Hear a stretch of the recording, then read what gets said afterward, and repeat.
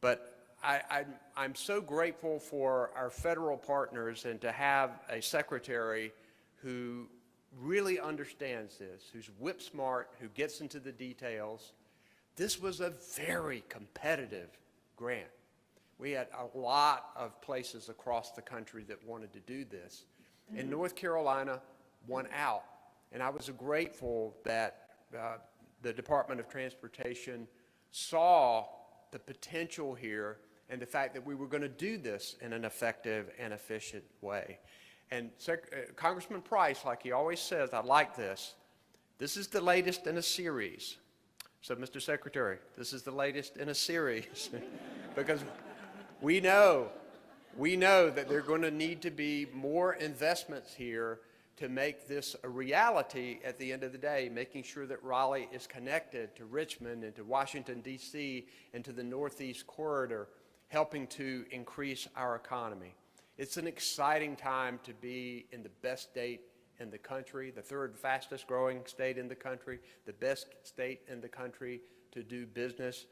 And we are delighted today to welcome our Secretary of Transportation, a man who was a Navy veteran, who led his city of South Bend, who has tackled supply chain issues as Secretary of Transportation and is now implementing probably the largest investment in transportation in history. We're always glad to have him in North Carolina. Our Secretary of the Department of Transportation, Pete Buttigieg.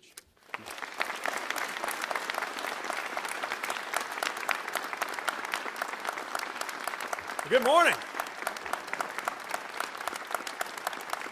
Thank you. Thank you, first of all, thank you so much, Governor Cooper. I think you all know this, but just in case you don't, your governor is admired far beyond the state line of North Carolina, somebody who has led with courage, with grace, with insight and compassion in a way that I admire and so many do. And a bit more tactically, I should mention that this program is called the Fed-State Partnership, but just about every big federal investment we make is a federal-state partnership, whether it's what's going on here or the funding going to improve 84 or the work on the Alligator River Bridge or any of the smaller grants that are hitting communities of all sizes. So much of that depends on the leadership of a governor who understands the importance of infrastructure. So thank you for your partnership on that. Secretary Hopkins, congratulations on taking on this role, and no pressure, but we're looking forward to working with you and your team to deliver. I'm so glad to be surrounded by mayors as a former mayor. I want to thank the mayor for welcoming us to town, and the mayor of Apex, all of the mayors who are part of this. Mayor Jones, sorry about what my Irish did to the Deacons a few weeks ago. We really needed that win. Because the job has only become more demanding since I wore the title of mayor, more difficult and even more important. Although I will say it would have been nice when I was mayor to have $1 trillion infrastructure bill coming out of Washington to help. And so we hope you will find that we are a wind at your backs in getting good work done. So pleased to be with state legislators who have been working on this for years, sometimes decades. My old friend Greer Martin reminded me that he was working on this 15 years ago. So many of you were, when these were just designs on a piece of paper. I want to thank Congresswoman Fucci, who has immediately become a respected voice on transportation, leading good work, advocating for her district. And I'm not just saying that because she's on the committee that oversees my work. We really appreciate the partnership that we have with you. Congresswoman Ross, who did so much to help us get here in the first place, and whose leadership is only going to be more important as we move forward trying to sustain the funding for so many good things we're doing around the country. And who was right to acknowledge the bipartisan work that helped us get here. I had a nice conversation with Senator Tillis about this good news, and with Senator Burr, he made one of the few states with 2 Republican senators to cross party lines and work with President Biden, work with us, work with Democrats to get this done.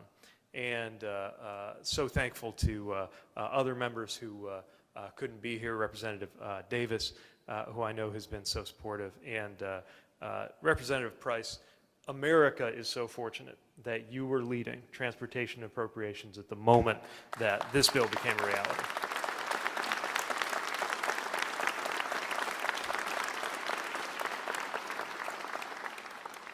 I talked about transportation as, and the projects we're doing as the cathedrals of our infrastructure. And some people ran with that because it was a poetic way to talk about large things. But the real reason I think about cathedrals is that often the hands that lay the cornerstone are not the hands that get to lay the keystone. You have a great deal of faith from one administration, one tenure, one term to another that the work will carry on. And we are mindful constantly of what we're doing in the footsteps of what leaders like Representative Price, who continues to serve the community and the state in so many ways, made possible. So we're so thankful for you.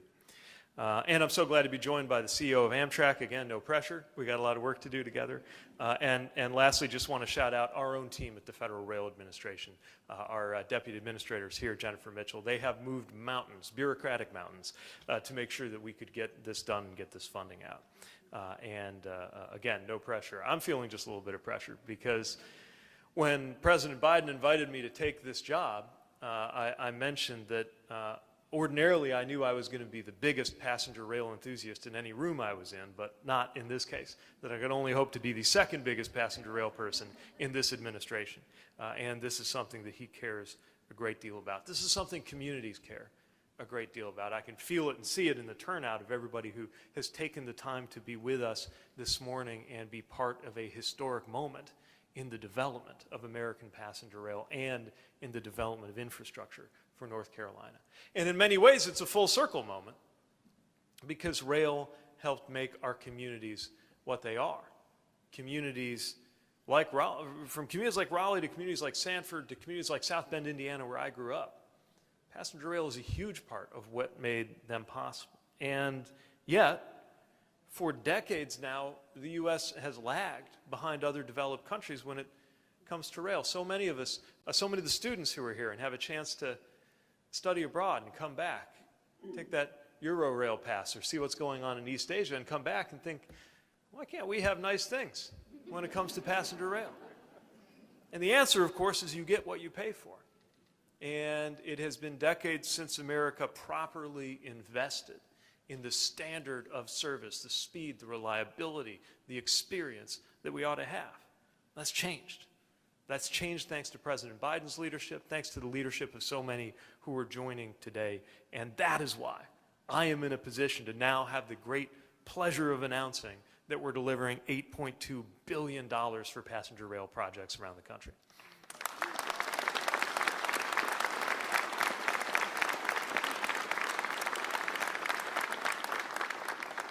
Including that $1 billion to extend this corridor further north and move us closer to connecting Raleigh and Richmond by train.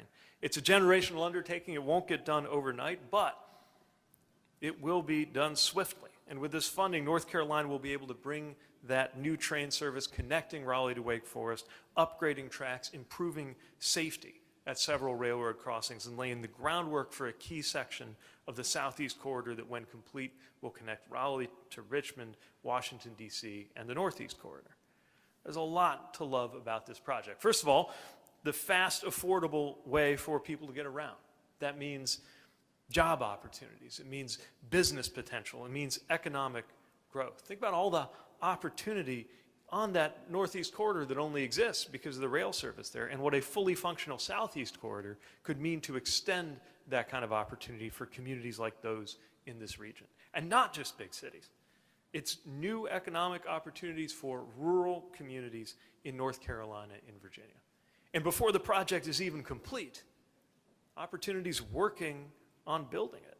And then easier commutes for people who are going to take the train. And I've heard US 1 invoked more than once this morning. Even if you don't use the train, you're going to be better off because of all the people who do and the congestion that is reduced when that happens. It is a true example of a win-win. And this is one of just 10 projects that we're funding across the country.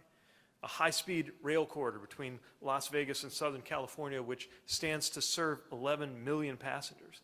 Extensions of the Keystone Corridor between Pennsylvania and Pittsburgh. Projects from Maine to Montana, to Chicago Union Station, but this is one of the biggest, and you've got a lot to be proud of because this was a very competitive process. And all of that stands alongside the funding we announced a few weeks ago to improve rail service along that Northeast corridor. And we're already looking ahead to what's next, which is why I'm glad there's been much mention made this morning of the Corridor ID program. It won't make quite the same splash in the headlines because we're talking about 6- and 7-figure grants, not billion-dollar grants yet. What we have there is a comprehensive plan to make it easier to expand passenger rail lines in 44 states, with a planning program that reshapes how we approach intercity passenger rail across the country. We chose 69 promising projects, some of them upgrading existing routes, some of them adding new extensions, some of them looking at how to bring new opportunities for high-speed rail onto American soil. From the Twin Cities in Duluth, getting connected in Minnesota, to Phoenix and Tucson in Arizona, to Baton Rouge to New Orleans in Louisiana, all over the country, opportunity for passenger rail. Because it is, for so many Americans, going to be a better way to get around, a safer way to get around, a cleaner way to get around, a more convenient way to get around. And we're going to be working with local and state governments and the railroads to bring these projects to life. Bottom line is that under President Biden's leadership, we're finally delivering the world-class passenger rail service that Americans ought to have. We're making it easier and more affordable to do all of the different things that Governor Cooper described people taking to the rails in order to do. And none of it would be possible without leadership like that shown here. So we are thrilled to be at your side working to get this done. I can't wait, having been here a couple of years ago while we were still making the case for that bill, which, by the way, didn't just happen. It's so easy now to have a hard time imagining it any other way, but it took pushing and pushing and pushing to make that happen. But if the last time I was here was talking about what might be possible if we got that bill done, and this time we're here celebrating what's happening with that $1 billion in funding and the other planning projects that we're supporting. I can't wait to picture what is going to be true by the next time, hopefully not too far in the future, that I have a chance to visit you in North Carolina. Keep up the great work. Congratulations again, and thank you for the chance to join you and celebrate tonight. Thanks very much.